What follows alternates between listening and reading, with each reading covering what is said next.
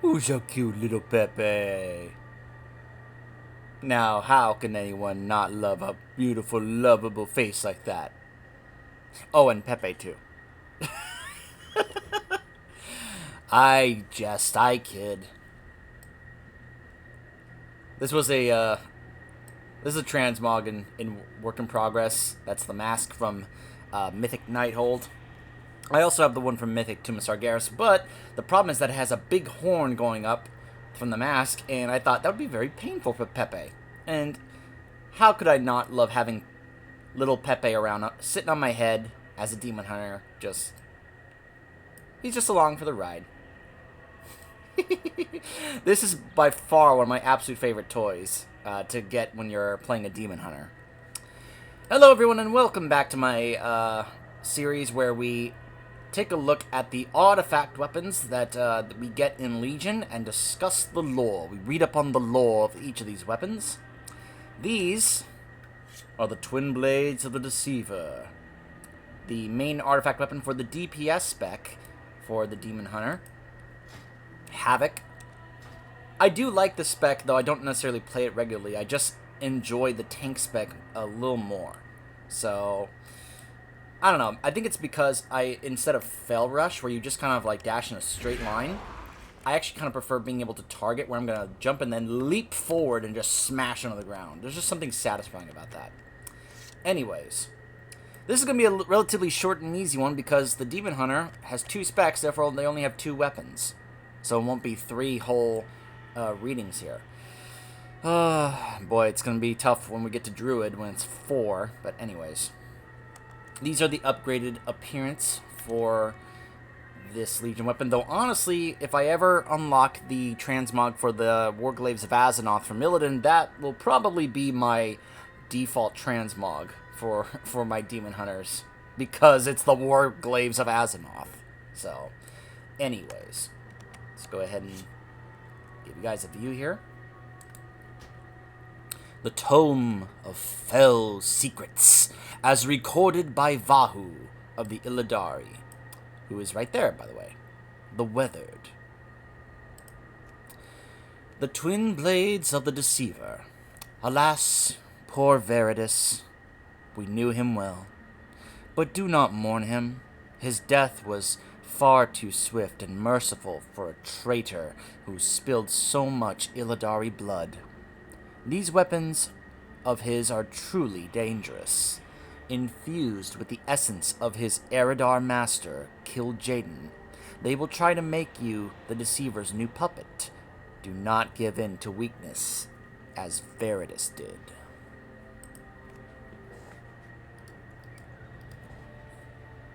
These weapons were owned by Veritas Felsoul. He was an Illidari, one of the finest demon hunters ever to join our ranks. And then, he betrayed us all. The power in these weapons was Veritas' reward for turning on his brothers and sisters and joining the army he had once sworn to defeat. We cannot change what he did, but we can avenge every drop of blood that he spilled on the Legion's behalf. And with these Warglaives, we can return the favor 1,000 times over. With a little luck, these weapons will one day be turned against Veritas' master. Let us not forget what Veritas Felsoul accomplished. He was among the first 5 Blood Elves sent by the Crown Prince Kael'thas Sunstrider to train with Lord Illidan Stormrage as demon hunters. It was a brutal affair. 3 of those elves died in training, and a 4th was lost to madness. Only Veritas survived. The hunger to kill demons was strong within him. Too strong to let him fall before he had tasted the Legion's blood. He sacrificed his eyes with a smile, and without even flinching at the pain. He seemed to be one of the most dedicated souls ever to challenge the Burning Legion. Once Veritas had earned his place among the Illidari, his training continued. It was a trial by fire. Inexperienced demon hunters did not have the luxury of studying for years in libraries or classrooms before entering combat. Fresh recruits were sent out on dangerous missions, accompanied by experienced mentors. Veridus trained with 3 of Illidan's best fighters. Time and time again, his blades joined theirs in spilling demonic blood across the cosmos. Within a year, Veridus had surpassed his mentors and was helping other recruits survive their first contacts with the Legion. He had become truly effective, occasionally accompanying Lord Illidan himself on his most important journeys. Veridus's most fateful mission was a solo task. On Outland, Lord Illidan had heard too many reports that the remnants of the Shadow Council were active. Veridus was dispatched to scout for and steal any information he could find. Little blood was spilled that day. Veridus snuck into a cave complex inhabited by Shadow Council acolytes without drawing attention to himself. He found something odd, a book that radiated with demonic essence. Inside was priceless information about the nature of demons, their weaknesses, and their habits. This tome, the Book of Fell Names, contained within it tremendous power. And it was impossible to remove. The Shadow Council had enchanted it in ways that stopped Veridus from taking it from the cave. Thinking quickly, Veridus simply imbibed as much of the book's power as he could. He left it in place, and the Shadow Council had no idea that an Illidari had even been there. Lord Illidan praised him for his achievement. After all, using the demon's own power against them was the central purpose of a demon hunter. Veridus's pride swelled. Veridus enjoyed his heightened power for years, using it to become a stinging thorn in the burning Legion's side. He could sense the movement of demons before he saw it happen. He understood what they were thinking before they acted. But Veridus did not know that he had not stolen the book's power. He had simply become linked to it. When the Burning Legion invaded Outland, chaos erupted. Illidan put his final plans into effect and called upon all Illidari to help him. Champions of the Horde and Alliance stormed through the Dark Portal to stave off the Burning Legion's assault. They confronted members of the Shadow Council and stole the Book of Fell Names, breaking the enchantments that had held it in place. This would prove to be Veridus's downfall. Neither the Horde nor the Alliance understood Illidan's plans. They believed him to be an ally of the Legion, because we were complete stupid idiots back then. Acting upon this belief, they laid siege to the Black Temple.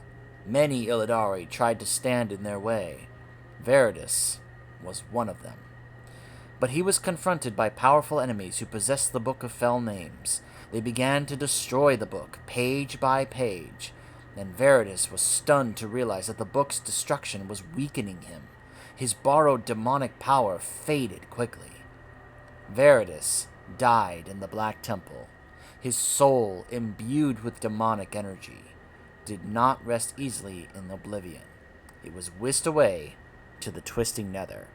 This reminds me, I gotta make my runs this week in Black Temple to try and get the Warglaives to drop, by the way.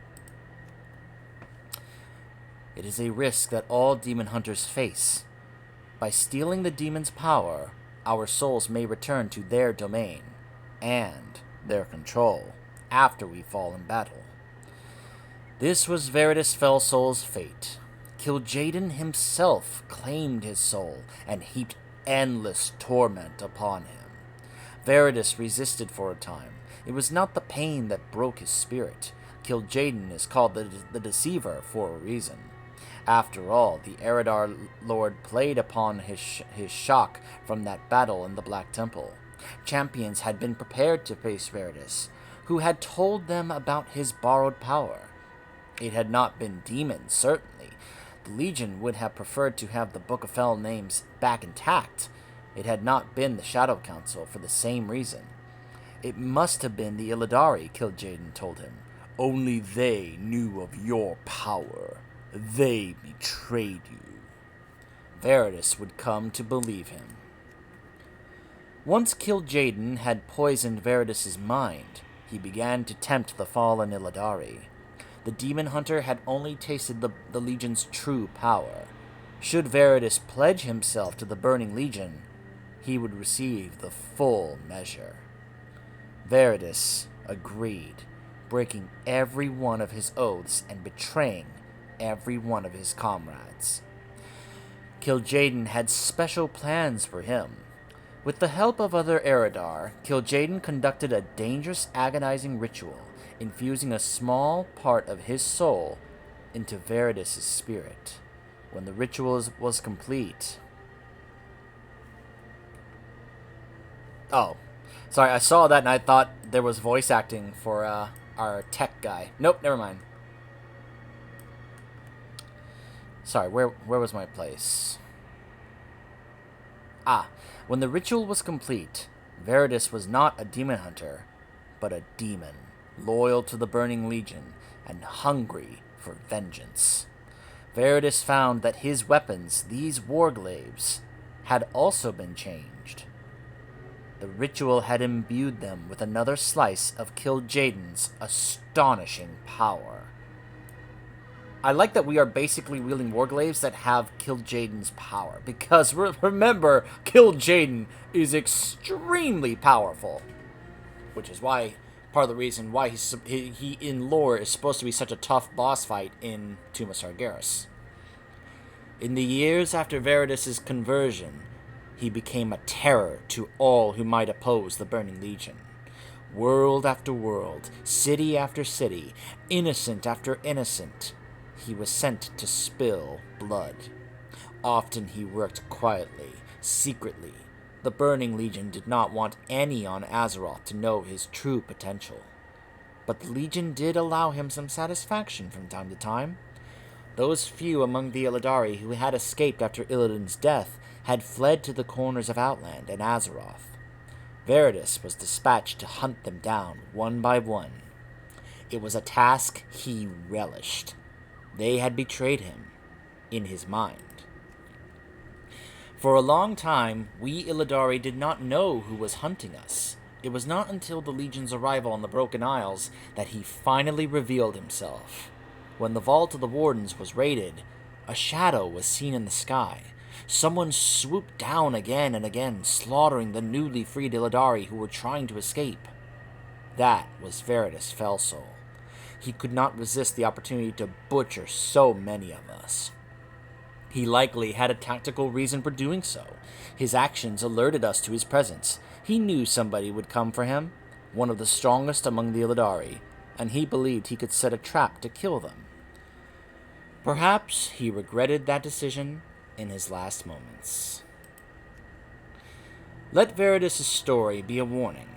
He was dedicated, he was powerful, he was clever, and he was effective.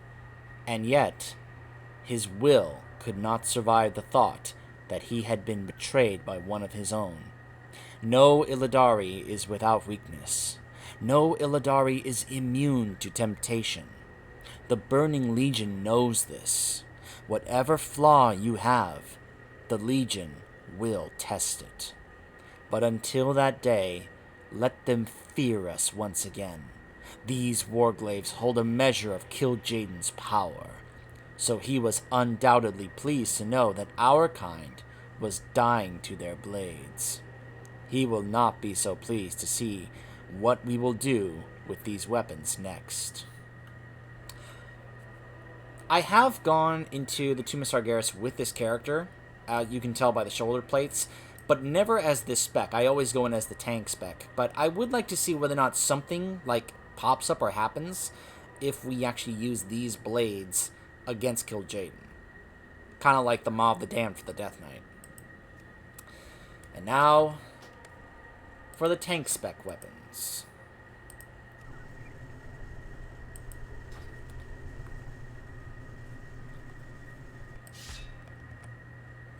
These are the secret appearance for these artifact weapons. You can get them here in the base. There's a crystal over there that you can go into with another Demon Hunter players, like several, and take down a demon, and it has a chance to drop these. So I was lucky enough to have these drop while helping someone out with that. I think they're pretty cool looking.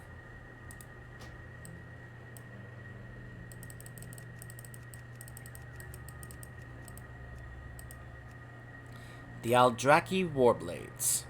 The countless nicks and gouges that mar the Eldraki Warblades form a map of their violent history. These weapons have vanquished thousands of demons and absorbed their twisted souls. It is said that the Warblades even drew the molten blood of the Burning Legion's ruler, Sargeras. Truly, there is extraordinary power in these otherworldly blades. In your hands, there is no telling what havoc they will wreak on the Legion. They will wreak on the Legion.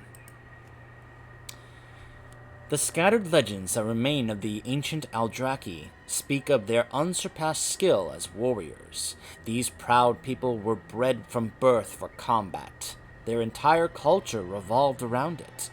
Military service was mandatory for all Eldraki, and it began as soon as a child could walk. So it was with Toronar after he took his first step. He was cast into the merciless Eldraki war machine. He came from a long line of respected warriors, and his elder brother was the greatest among them. Given Toronar's pedigree, expectations for him were high. He would not disappoint. Toronar endured years of brutal training, tests of strength meant to cull the weak from the strong. Once, one thought propelled him through the pain and suffering, winning the right to carry Warblades. Give me a second. I'm going to drink some water. Try and help out my throat here.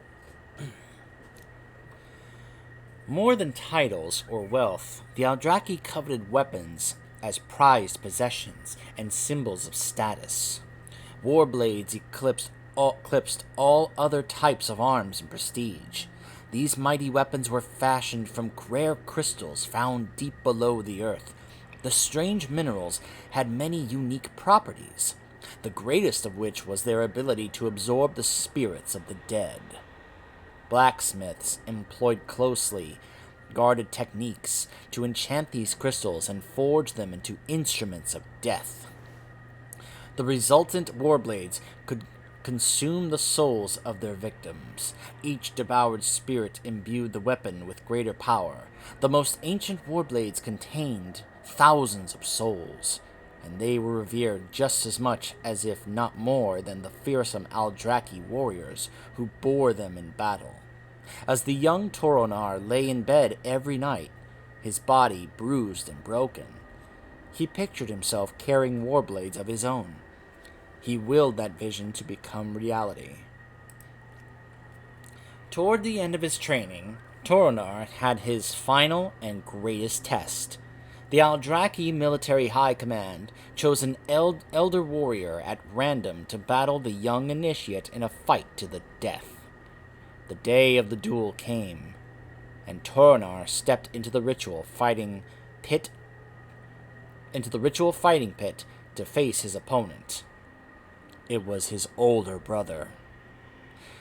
Toronar sparred his sibling only a passing glance. He fixed his eyes on his opponent's gleaming warblades. Toronar's dream was within reach, and nothing would keep him from it. Not even family. The two brothers grappled through the night and into the next day. Both were on the verge of death when Toronar finally disarmed his kin and took the Warblades for himself. Without uttering a word, he buried the weapons in his brother's chest, and they drank deep of the fallen warrior's soul.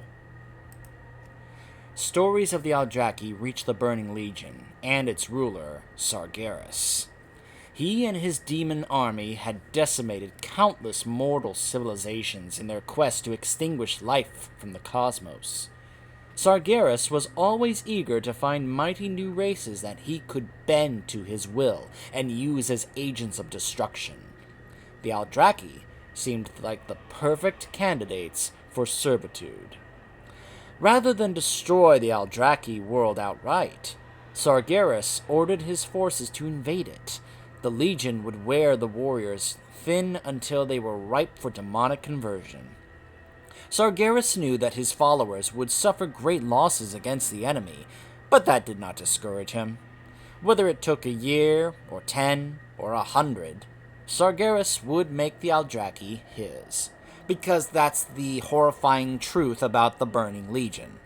They can just keep coming again and again for years, and just never relent, never run out. Excerpt from the Nathrazim records known as the Codex of the Dead. Curious creatures, the Aldraki, much more resilient and promising than anticipated. The Legion stormed their little world with overwhelming force, a sea of pit lords and Felguard, of Shivara and Moarg, ebbing and flowing from horizon to horizon. Still, the Aldraki held the invasion at bay. Hundreds of demons fell just to claim one of their warriors.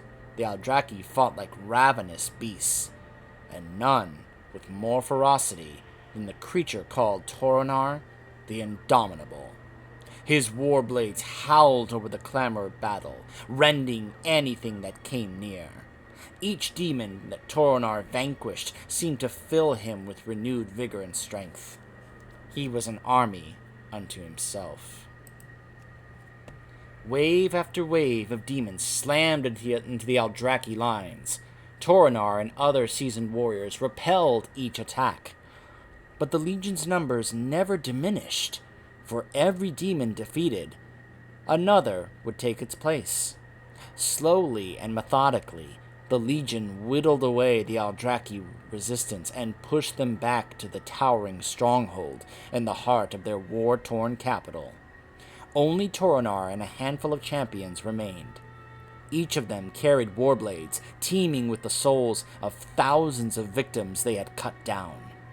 In all directions, corpses of Aldraki and demon alike blanketed the earth. It is said that not a bare patch of ground could be seen for leagues. Toronar rallied his allies in preparation for another Legion attack, but it never came. To the Aldraki's confusion, the demons halted their advance. A monstrous figure then emerged from the Legion's ranks.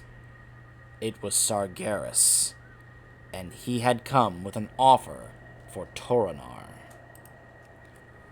No one knows for sure what form Sargeras took to confront Toronar. I mean, it certainly couldn't have been his legit real form. He's as big as a freaking planet. Some Nathrazim records say that the Legion's colossal ruler infused a sliver of his power into an avatar and dispatched it to the Aldraki stronghold. Whatever the truth, it is uncertain that he called for Toronar to join the Legion. Sargeras promised the Aldraki warrior and his allies power beyond anything they had ever dreamed of. They would serve as his personal guards, and they would command tens of thousands of demons in war. Sargeras believed that such an offer would prove irresistible to the battle-loving Aldraki. Toronar's rejection was emphatic.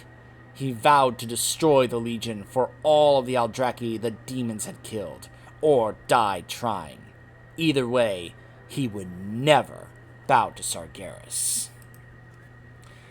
Demons still whisper of the battle between Toronar and Sargeras. The gathered Legion host watched with rapt attention as their ruler dueled with the Aldraki warrior. At any moment, Sargeras could have simply annihilated Toronar. But destruction was not what he wanted. Sargeras desired to corrupt the Aldraki champion, and he would need to exhaust Toronar to succeed. For days, the Legion's ruler did so. Like a cruel predator toying with prey, Sargeras battered Toronar with just enough force to wear him down. Toronar was a seasoned warrior, and he recognized Sargeras' ploy. He knew that he could not best the Legion's commander in combat, and so he decided on one final act of defiance. Toronar feigned submission. When Sargeras let his guard down, the Aldraki champion struck. His warblades ripped through Sargeras' hide, and fire burst from the wound. Though it was only a minor injury, the other Aldraki howled in triumph. It was the last time such war cries would ever echo through their once great capital. Toronar's defiance infuriated Sargeras. In an instant, he ripped the warrior and his fellow Aldraki champions to pieces. So great was Sargeras' wrath that nothing was left of their bodies but dust. The Legion's ruler then commanded his armies to bathe the Aldraki world in an inferno that would smolder for eternity. Though Sargeras had failed to corrupt the Aldraki, all was not lost.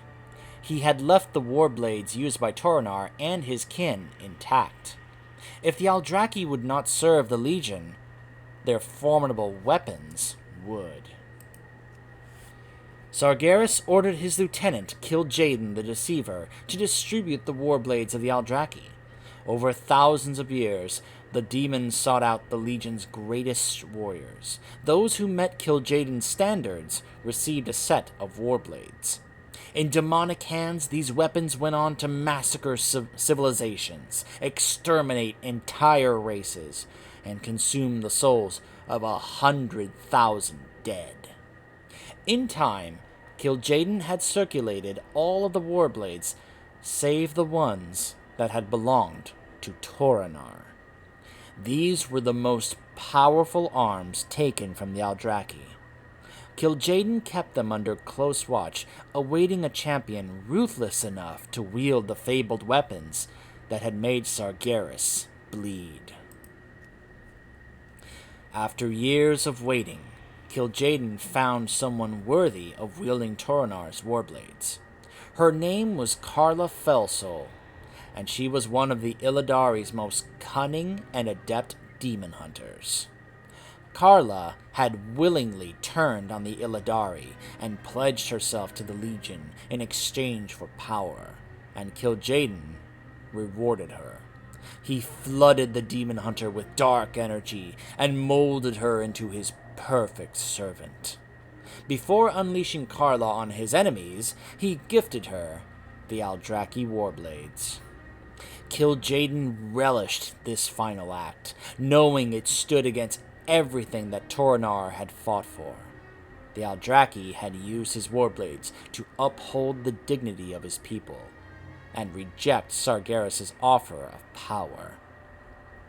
Wielded by a traitor like Carla, the weapons would become tools of betrayal, murder, and dishonor. Until we defeated her and took them for ourselves, and now Toronar's mighty weapons are in my hands. Or rather, our hands, for all of those of you who make a demon hunter and play it. So I'd say that's pretty awesome. For our DPS spec, we have warblades that used to be from a traitor and were powered up by Kil'jaeden. And for the tank spec, we have Aldraki warblades, who were wielded by a mighty Aldraki champion who essentially spat in Sargeras' face and made him bleed. That's awesome. So, only 2 I had to read. Okay, my throat is doing better than usual. So, we will be checking out another class's weapons and lore when we return. Stay tuned.